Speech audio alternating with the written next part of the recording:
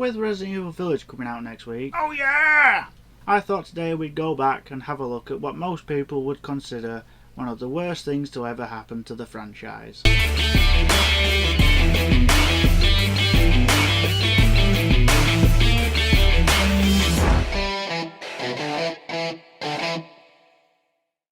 Resident Evil. So Resident Evil was released in 2002 and directed by Paul W.S. Anderson. A box office hit, but considered by many to be a bad turn for the franchise and would only get worse later on with the later films, I have to admit I do actually have a soft spot for this film and the later films. Now before you all get your pitchforks out and condemn me, let me explain. I'm not blind to the fact that this film and the others are stupid. They are full of plot holes and have absolutely no regard for the source material at all. But that being said, I can still find enjoyment in this film and the others. I'll start with the bad first because I like my good news last. So we have Milla Jovovich playing Alice. And you might be wondering, Alice! Who the fuck is Alice?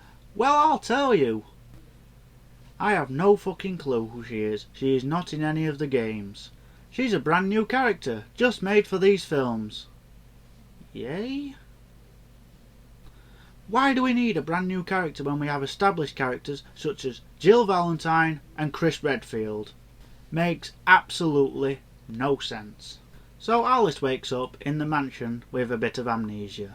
Well, at least we have the mansion as a setting, and not 5 minutes later it's gone.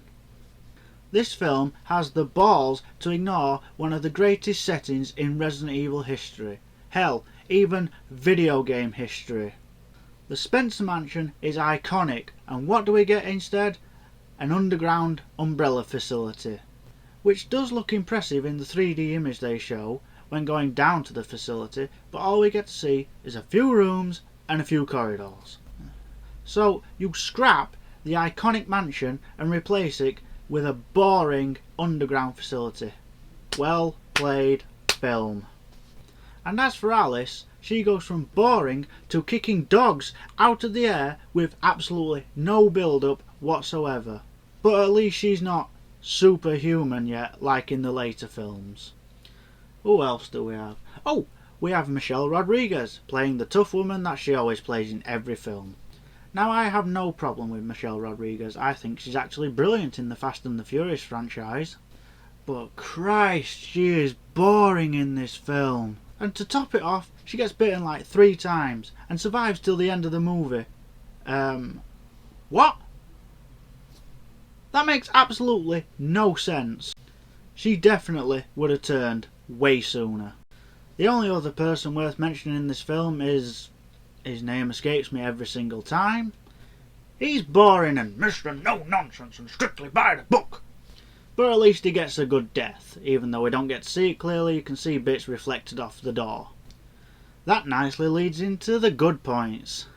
Firstly, the laser part. That scene is brilliant and intense. We get to see fingers cut off, heads decapitated, and Mr. No Nonsense being turned into a pile of jello. And I have to believe that scene influenced Capcom to make something like that for Resident Evil 4. The action scenes are good and well shot. The characters don't feel like they've got infinite ammo, as you will hear throughout the film, them shouting that they are running out of ammo.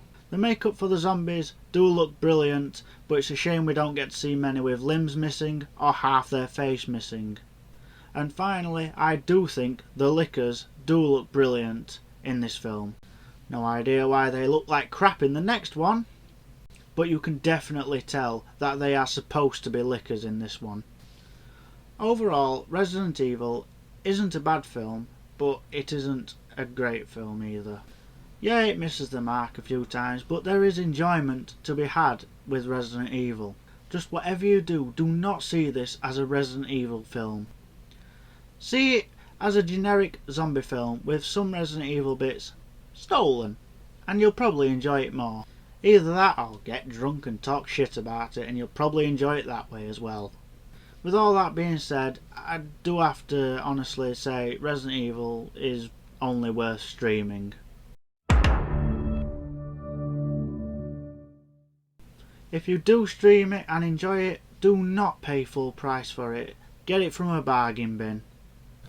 Well, that's all we've got time for today. I hope you've enjoyed the video. If you have, please give us a like, share and a subscribe. And let us know down in the comments what you thought of Resident Evil and the rest of the franchise. Or even rate them from worst to best or best to worst.